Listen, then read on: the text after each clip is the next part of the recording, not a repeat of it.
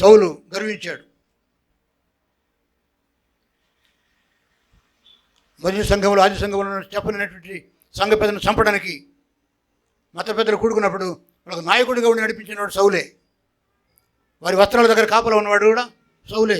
సౌలు అనుమతితోనే Stephen రాళ్ళతో కూడా చంపేశారు. ఆది సంఘంలో జరిగిన మొట్టమొదటి మర్డర్కు కారణం సౌలు. కానీ సౌలును దేవుడు ఎదిరించాడు. గుర్రం మీద పోతూ ఉంటే దమస్కులో ఉన్నటువంటి సంఘమును పాడు చేయడానికి కొంతమంది లీడర్స్ని తీసుకొని రోమా ప్రభుత్వం యొక్క పర్మిషన్ తీసుకొని గుర్రం మీద పోతుంటే దేవుడు ఆపాడు. కళ్ళు పోయినాయి, గుర్రం మీద నుంచి పడిపోయాడు, మెరుపు మెరిసింది, దెమ్మర పడిపోయి కింద నేల మీద పడ్డాడు. జీవితంలో మొట్టమొదటిసారి సౌలు అనేవాడు ప్రభువా అనే మాట అన్నాడు. హల్లెలూయా. ప్రభువా నీవెవరు? అంతకుముందు వాడికి వాడే ప్రభు. సౌలు జీవితంలో నాకంటే గొప్పవాడు, దాదా, రౌడీ, అనేకులను హింసించేవాడు, క్రీస్తు సంఘాన్ని పాడు చేసినవాడు, ఎంతో పలుకుబడి గలవాడు, ఎంతో ఆ రోజుల్లో యూనివర్సిటీలో పెద్ద చదువు చదివినవాడు, విద్యావంతుడు, గమలీయులు పాదాల దగ్గర విద్య నేర్చుకున్నవాడు. అన్నింటిలో అహంకారం, గర్వం చూపిస్తూ సంఘాన్ని పాడు చేస్తుంటే దమస్కు మార్గంలో గుర్రాన్ని ఆపేశాడు యేసుక్రీస్తు వారు. మెరిసింది, నేల మీద పడిపోయాడు. ఫస్ట్ టైం లైఫ్లో ప్రభువా నువ్వెవరన్నాడు. వెంటనే ఒక స్వరం ఏర్పడింది, నేను నీవు హింసిస్తున్న క్రీస్తును. నేను ఎవరో తెలుసా? నీలో ఉండే గర్వాన్ని, నీలో ఉండే అహంకారాన్ని నేను ఎదురుస్తున్నా. నేను జీవముల దేవుణ్ణి, నేను క్రీస్తు. నువ్వు హింసిస్తున్నావు, నన్ను హింసిస్తున్నావు, నా సంఘాన్ని హింసిస్తున్నావు. నేను ఉరుకుతానా? నేను నిన్ను ఎదిరిస్తాను. నా సంఘాన్ని పాడు చేస్తున్నాను, నిన్ను ఊరకన ఉంచను.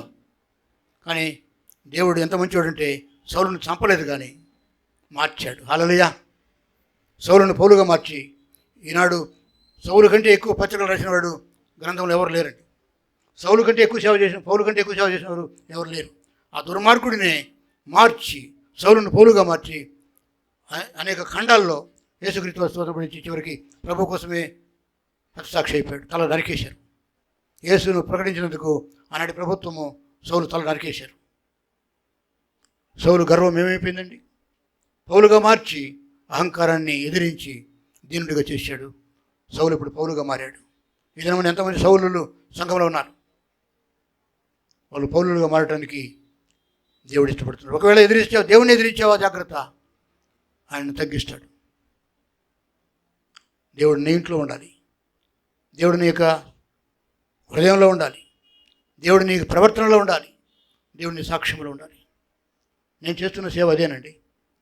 నేను ఏదో తగ్గించుకున్నట్టుగా నటించను. మీరు ఒకవేళ ఎవరు అనుకుంటారో పాస్టర్ గారు నటిస్తున్నాడు అనుకోవద్దు. నేను నిజంగానే ప్రభుని బట్టి తగ్గించుకుంటున్నా. అహంకారం కలిగి ఉంటే నాకు ఏమీ లేదు. నాకున్నదల్లా కృపే. హల్లెలూయా. నాకున్నదల్లా కృపే. మీ అందరికంటే నీతివంతుని కాకపోవచ్చు, మీ అందరికంటే ధనవంతుని కూడా కాకపోవచ్చు, మీ అందరికంటే నాకు ఏమీ లేకపోవచ్చు. కానీ దేవుడు నాకు ఇచ్చిన కృప. మీ మధ్యలో ఈ పరిచర్య చేయడానికి ఈ పరిచర్యను బట్టి నేను అహంకారము కలిగి లేను. నేను కాబట్టి కాపరినిగా ఉన్నాను, నేను కాబట్టి పాట పాడుతున్నాను, నేను కాబట్టి ప్రసంగాలు చేస్తున్నాను. ఆ అహంకారం నాలో ఉంటే దేవుడు నన్ను క్షమించుగాక. అహంకారం నేను ఏ రూపంలో ఉన్నా దేవుడు నిన్ను ఎదిరిస్తాడు. దేవుడే నిన్ను ఎదిరిస్తే, అసలుడే నీకు వ్యతిరేకంగా మారితే నువ్వు బ్రతకవు, నిలవు. ఎంత గొప్పవాడైనా తగ్గిస్తాడు.